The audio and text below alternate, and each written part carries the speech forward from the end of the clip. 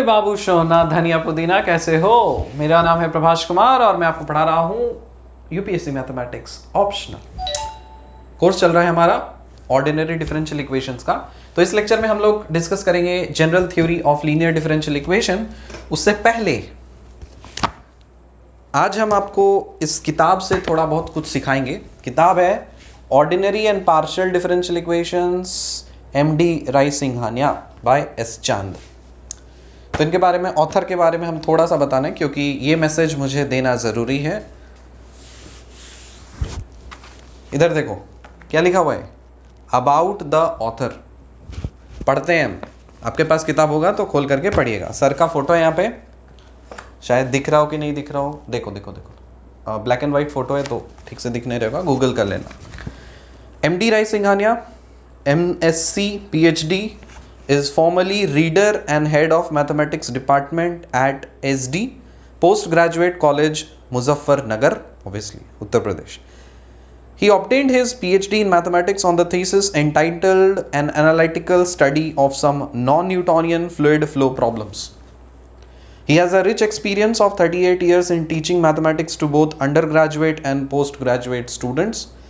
A prolific author, Dr. Rai Singhania has to his credit several books: Fluid Dynamics, Elements of Real Analysis, Dynamics, Integral Equations and Boundary Value Problems, Advanced Differential Equations and Elements of Real Analysis, in addition to his book Ordinary Differential and Partial Differential Equations, all published by S. Chand and Company Limited, New Delhi. He has also published a number of research papers on fluid mechanics in reputed journals, and his main research interest includes fluid mechanics. किताब है ना ये, ठीक है। हम ये बताने की कोशिश कर रहे हैं कि इस किताब के बिना कोई भी यूपीएससी मैथमेटिक्स का ऑप्शनल का जो स्टूडेंट है या फिर ऑर्डिनरी या पार्शियल डिफरेंशियल इक्वेशंस का जब भी बात आता है ना, तो सर के बिना संभव नहीं है। बाइबल है एक तरह से, जानते हो, हर अपना अपना सब्जेक्ट का अपना अपना डोमेन होता है। तो ओडी और पीडी के लिए एक तरह से ये बाइबल है। मैसेज ये है कि सर के बेसिस पे है ना।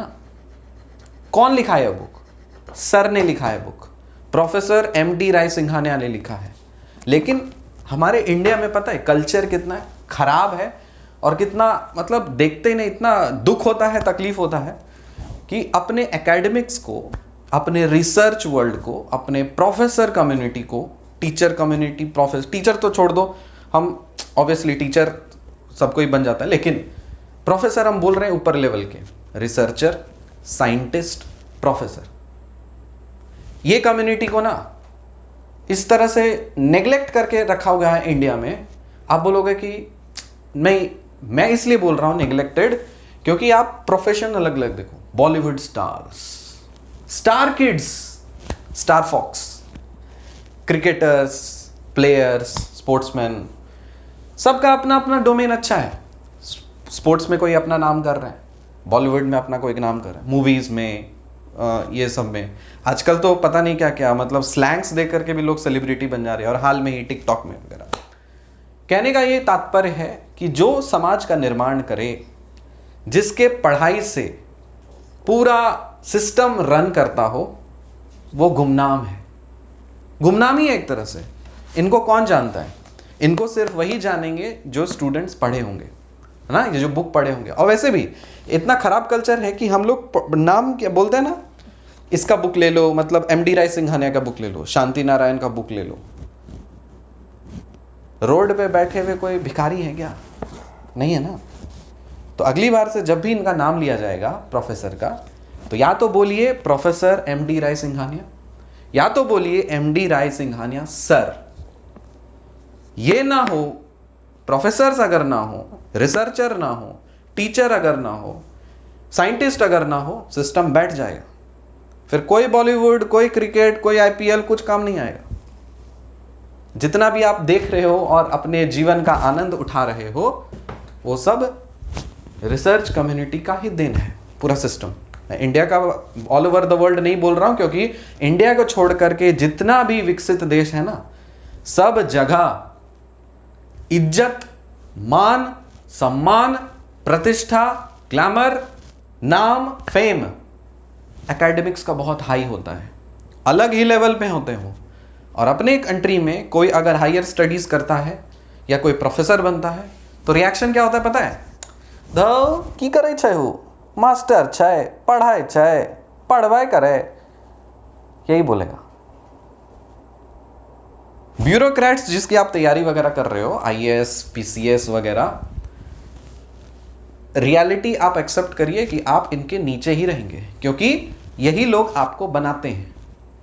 बन करके नाम के आगे आईएएस या कोई भी स्टेट सर्विस, लाल बत्ती, खैर अभी तो लाल बत्ती, लेकिन वो ग्लैमर, गाड़ी से उतराएंगे, बॉडीगार्ड लेके चलेंगे, ढिंग ढांग ढूंग करेंगे। ये कल्चर ना गलत है।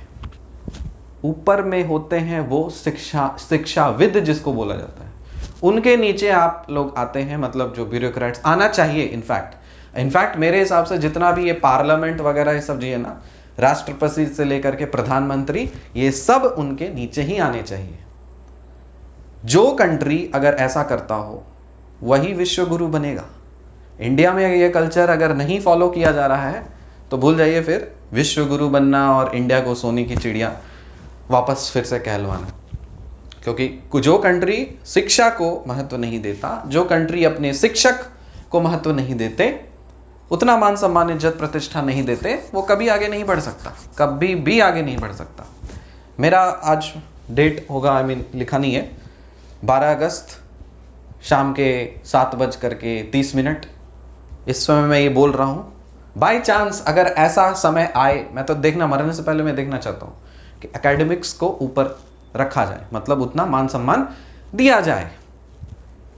एमएलएज, एमपीज वगैरह उस सबसे ऊपर, आईएएस वगैरह उस सबसे ऊपर। जिस दिन ये हो गया, प्रोफेसर्स को उतना मान सम्मान, इज्जत, प्रतिष्ठा मिल गया, तो समझ जाइएगा अपना कंट्री बहुत ही खूबसूरत सा बन गया है।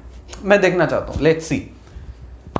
मैंने डेट बता दिया कि ये वीडियो मतलब मैं इस दिन रिकॉर्ड कर रहा हूँ, तो मैं जब बूढ़ा हो जाऊँ, मरने से पहले ऐसा कम से कम हो जाए तो मेरे को याद आएगा कि मैंने ये चीज़ बोला था। नहीं हुआ तो कोई दिक्कत नहीं, मर करके परलोक सिधार जाएंगे, सपना सपना ही रह जाएगा। एनीवेज, अब हम लोग पढ़ेंगे general theory of linear differential equations. ये किताब होगा आपके पास, आप खोजिए। इसमें मैं पेज नंबर बताता हूँ, इसमें मैं इससे किताब से कुछ इंपॉर्टेंट चीज़ कराना है। तो हालांकि ये पूरा किताब आपको पढ़ना नहीं है, इसमें सेलेक्टेड चीज़ पढ़ना है। वही चीज़ मैंने आपको कोर्स जो बना रहा हूँ सेलेक्ट कर करके बना रहा हूँ। पेज नंबर है आपका 5, नहीं देखो, चैप्टर नंबर 5 है, linear differential equations with constant coefficients 5.1। मैं किताब से एक शुरू कर, देखो चैप्टर नंबर 5 है, इसका ये छोटा सा सेक्शन, ये चीज़ मैं आपको एक एक लाइन पढ़ करके बताना ज़रूरी है, क्योंकि ये इम्पॉर्टेंट है, ठीक है। तो इसको हम बताते हैं। चलिए आइए, ओपन बोर्ड पे किताब होगा आपके पास तो अच्छी बात है, नहीं है तो फिर यहां पे फॉलो करिए।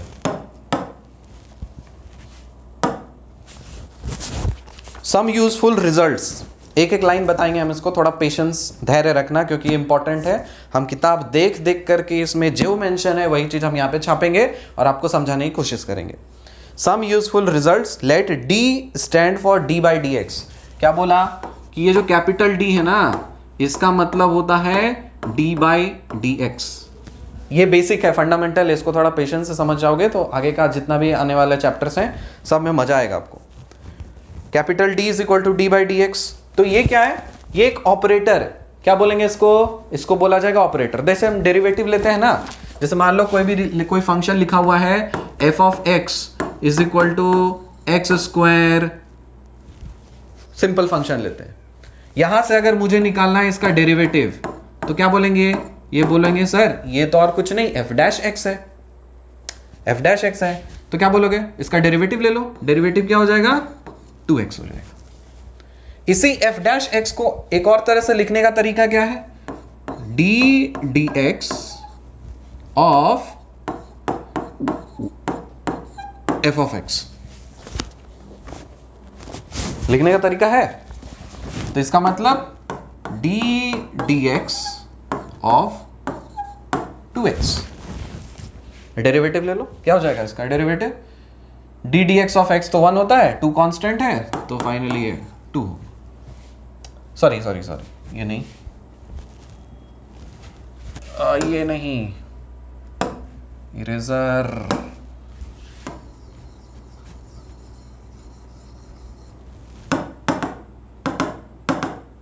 पेन। फंक्शन लेना है ना, तो यहां पे लेंगे D D x of x square, इसका डेरिवेटिव लोगे तो क्या होगा, 2x होगा। अब ध्यान दो, हम इसको f डैश एक्स के टर्म्स में भी ऐसे लिखे हैं, D D x of F of x भी इस तरह से लिखा हुआ है। तो यहां पे जो डी डी एक्स है ना, इसी को एक नाम दिया, कितना बार हम डी डी एक्स लिखेंगे, इसलिए डिफरेंशियल इक्वेशंस में तो ये सब फ्रीक्वेंटली अपीयर होता है।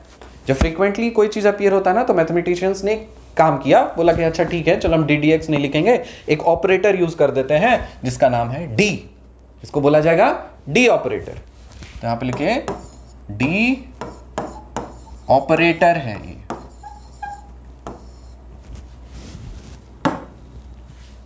बात आई समझ में?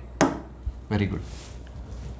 तो अगर डी डी डी एक्स है तो डी स्क्वायर क्या होना चाहिए, सेकेंड डेरिवेटिव, मतलब d2 बाय dx2। ठीक है, एग्जाम्पल के तौर पे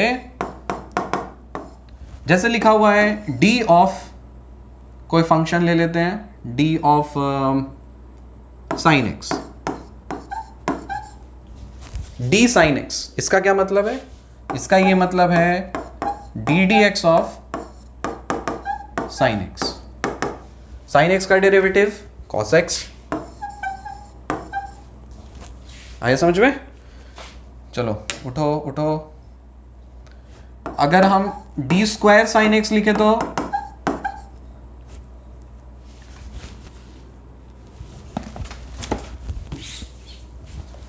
D square sine x, D square का मतलब सेकेंड टाइम डेरिवेटिव लेना है, तो ये हो जाएगा d2 by dx2 of sine x. दो बार डेरिवेटिव लें, उठो रहे,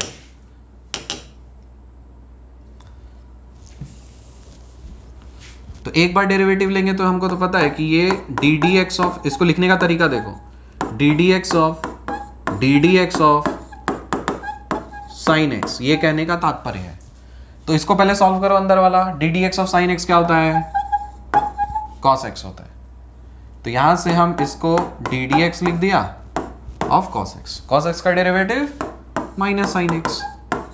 तो फाइनली हम क्या लिख देंगे कि D square sine x, D square sine x का मतलब माइनस साइन एक्स है।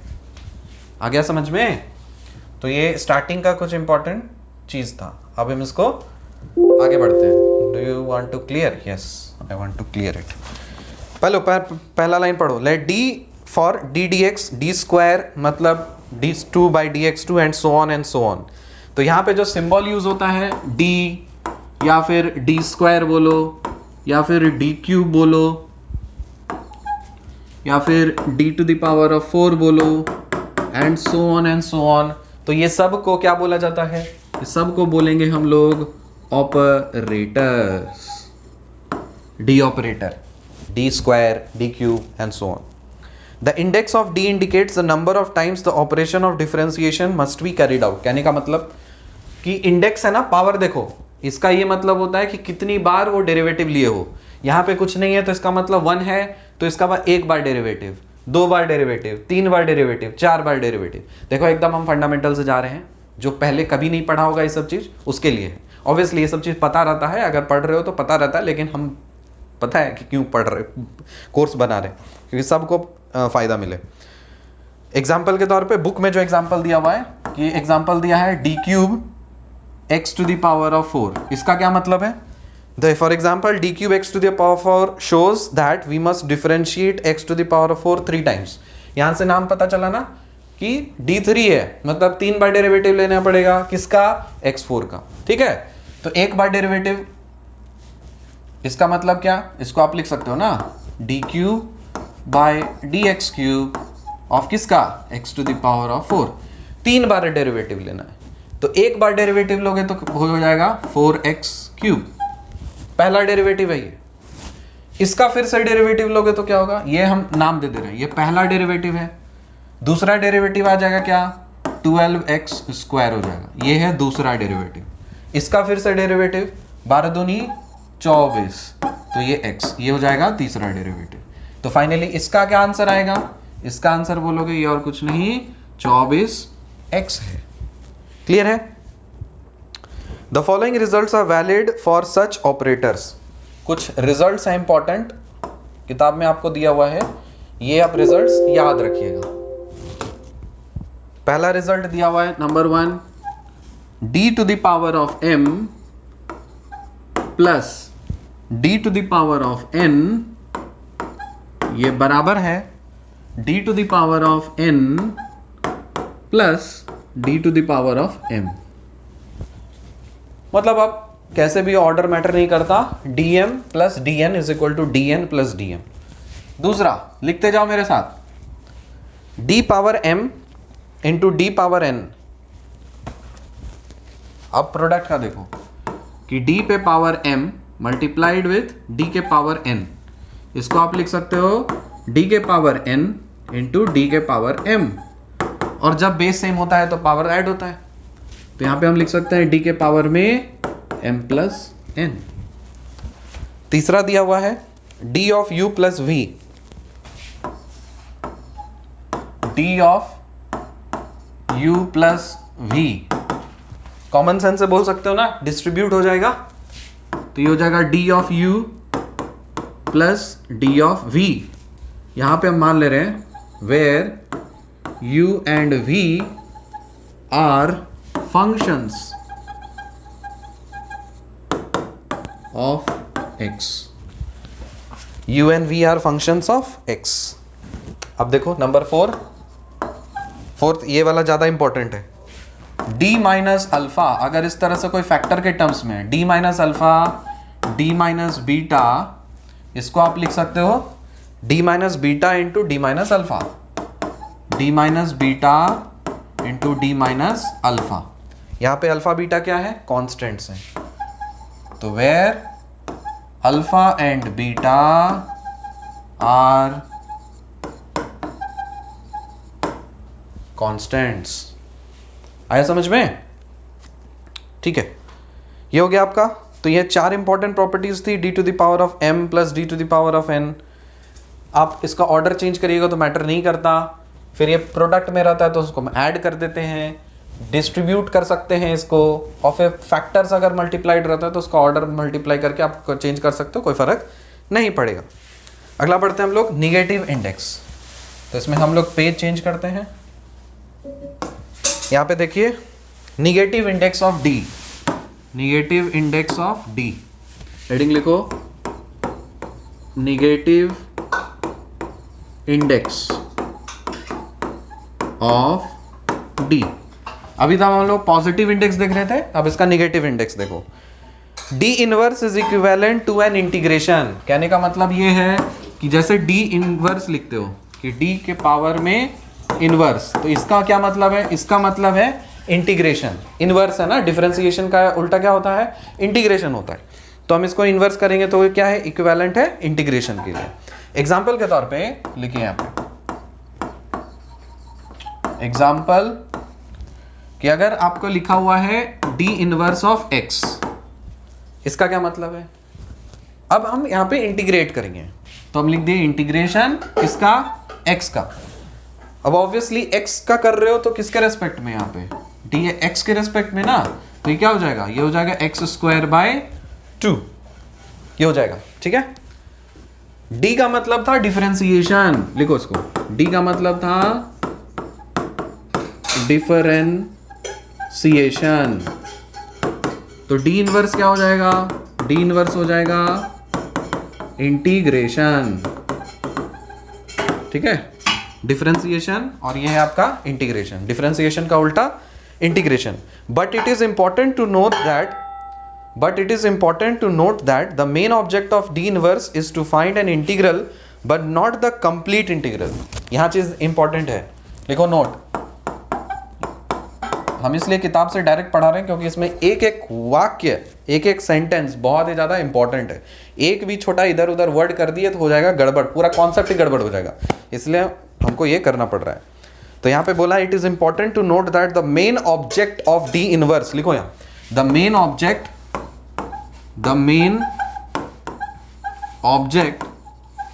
Of D inverse is to find an integral, is to find an integral, but not the complete integral,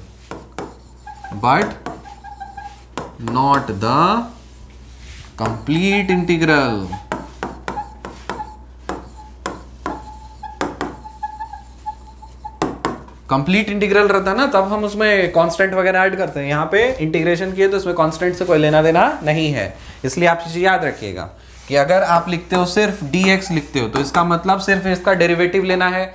dx मतलब d dx of x मतलब 1, और अगर आप d inverse x लिखते हो तो इसका क्या मतलब होता है, इसको आप इंटीग्रेट कर दोगे, एक बार इंटीग्रेट करोगे x के रेस्पेक्ट में तो ये बन जाएगा x²/2। कॉन्सेप्ट, ये कांस्टेंट का कोई लोचा नहीं है, ठीक है। Consequently, the arbitrary constant which arises in integration must be omitted. Obviously आपको दिया है क्योंकि यहाँ पे आपको कंप्लीट इंटीग्रल से मतलब नहीं है, सिर्फ आपको इंटीग्रल से मतलब है, इसीलिए कांस्टेंट वगैरह से कोई टेंशन नहीं है, उसमें नहीं देना है। The index of D inverse, say D inverse is denoted by this. The index of D indicates the number of times the operation. अच्छा ठीक है, यहाँ पे देखो, ये तो आपका हो गया कि एक D का पावर, पॉजिटिव पावर। अब सुनो, D इनवर्स अगर लिखा हुआ है, ये इनवर्स है और इसके पावर में अगर हम सपोज 5 दे दिए तो इसका क्या मतलब है, इसके पावर में दे दिया तो ये मतलब हो गया कि D के पावर में -5 हो गया। तो यहाँ का जो इंडेक्स है ना, तो इसका ये मतलब हो जा रहा है कि आप इसको 5 बार इंटीग्रेशन करना है। क्या करना है, 5 बार इसको इंटीग्रेशन कर देना है, ठीक है। तो the negative index of D indicates the number of times the operation of integration is to be carried out, ठीक है। देखो उठो, नंबर ऑफ इंटीग्रेशन जैसे लिखा हुआ है कि d के पावर में -2x है, इसका क्या मतलब है, इसका ये मतलब है कि x को आप 2 बार इंटीग्रेट करोगे।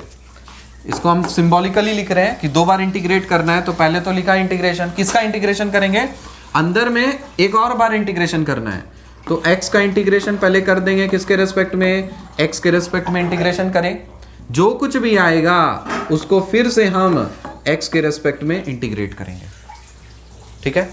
तो जब आप इसको इंटीग्रेट करोगे अंदर में तो ये क्या हो जाएगा, x²/2, ये मिला।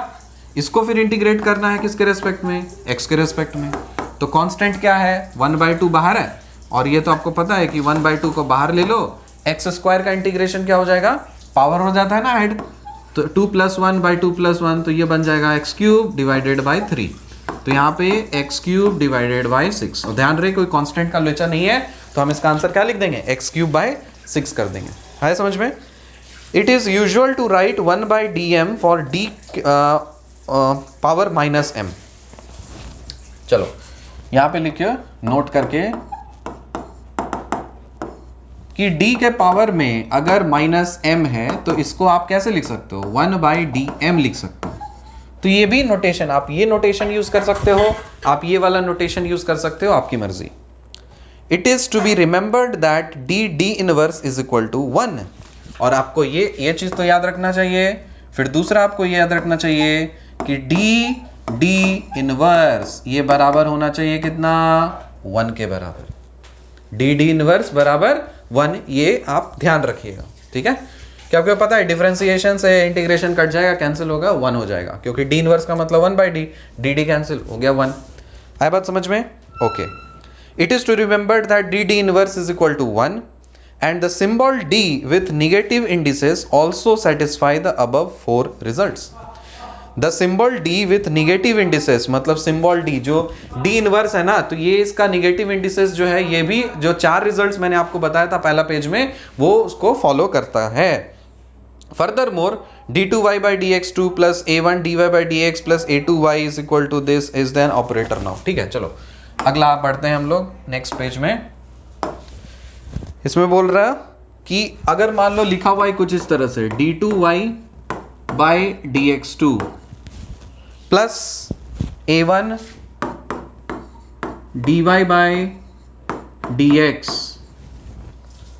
प्लस a2y प्लस a2y, इसको आप कैसे लिख सकते हो? देखो यहां पे ऑपरेटर आप बदलो, कलर बदल के लिखाते हैं आपको। देखो d2 बाई dx2 इसको हम अलग लिखे हैं, यहां पे हम इसको y अलग लिख देते हैं, ठीक।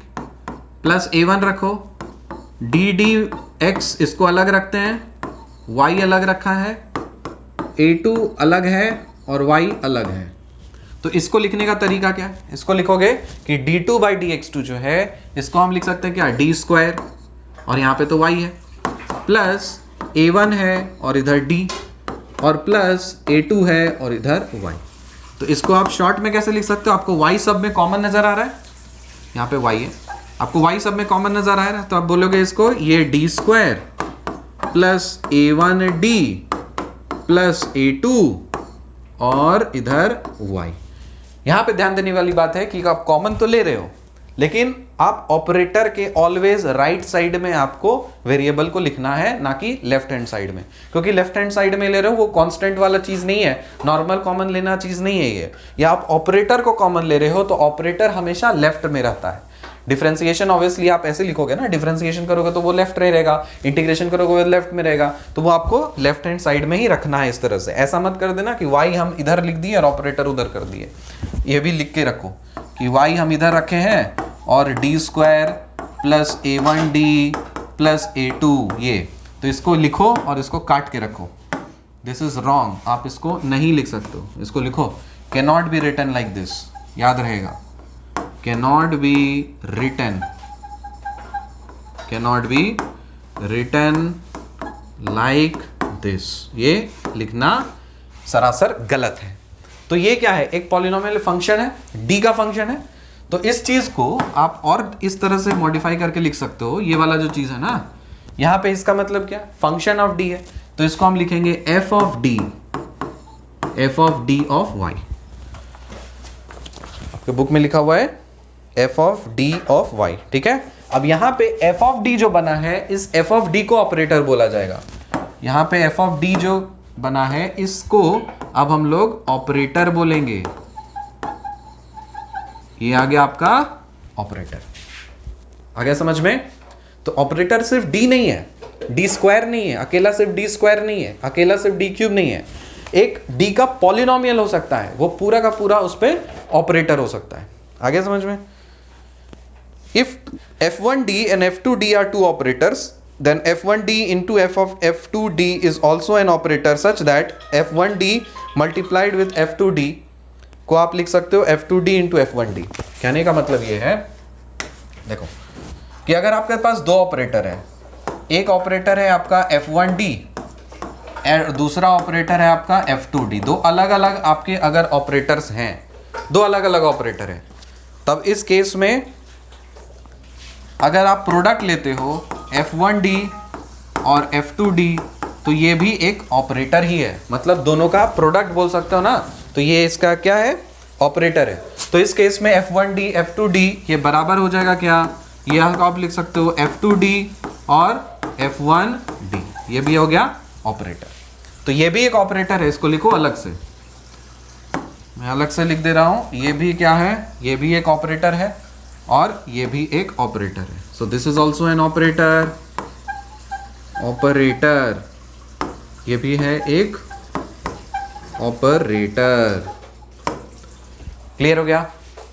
Last statement, if u be a function of x and k be a constant then f of d ku is equal to k into f du। Simple सा चीज है कि आप जैसे ऑपरेटर लगा रहे हो एफ डी किस पे, के यू पे, के यू पे। यहाँ पे ध्यान रहे कि के क्या है, के है कोई कांस्टेंट, के कोई कांस्टेंट है, और यू क्या है, कोई फंक्शन है, फंक्शन ऑफ एक्स, एक्स का कोई फंक्शन है।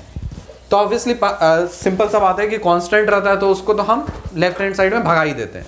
तो इसको आप कैसे लिख सकते हो, इसको कांस्टेंट को एकदम लेफ्ट हैंड साइड में लेके जाओ, लेकिन ऑपरेटर हमेशा वेरिएबल के या फंक्शन के लेफ्ट हैंड साइड में रहना चाहिए।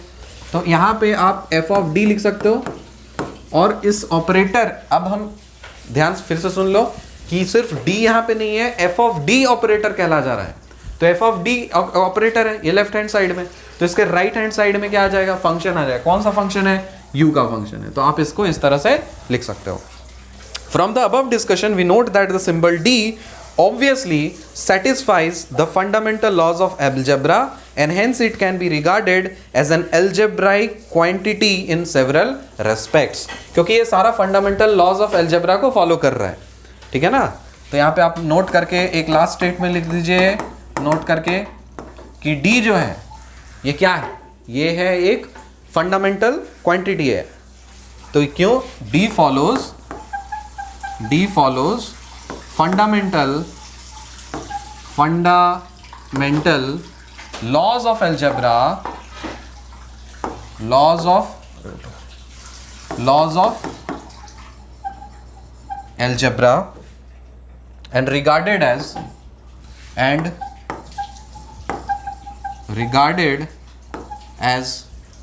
algebraic quantity,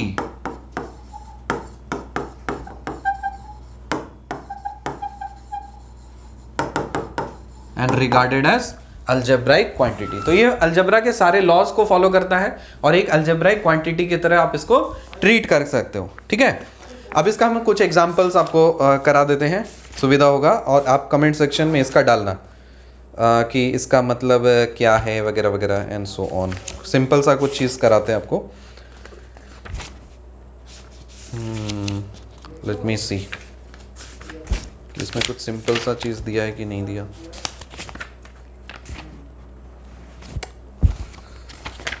डी ऑपरेटर से रिलेटेड, हाँ, यहाँ पे आपके पास एक, इसको आप कमेंट सेक्शन में इसका आंसर आप दोगे। 1/d² + 3d, ये दिया हुआ है, किस पे लगाना है, ये लगाना है आपको 2 + 6x पे, इसको लगाना है 2 + 6x पे। इसका आंसर क्या होगा, इसको आपको कमेंट सेक्शन में इसका आंसर आपको बताना है। 1/d² + 3d 2 + 3x, इसका आपको answer, what is the answer, आपको इसको कमेंट सेक्शन में आप इसको बताना है। तो मैं इसको एकदम छोटा इसलिए रख रहा हूँ क्योंकि बेसिक फंडामेंटल था।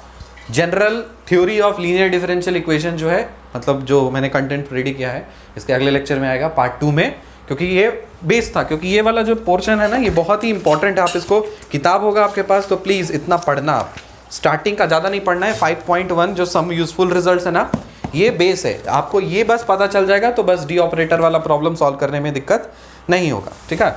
तो बस यही है, हम लोग पार्ट 2 में मिलेंगे जिसमें हम लोग जनरल थ्योरी पढ़ेंगे। इसके बाद भी इसका थोड़ा और ब्यूटिफाइड या लेंदी वर्जन वगैरह मिलते हैं आपसे अगले लेक्चर में। तब तक के लिए बाय।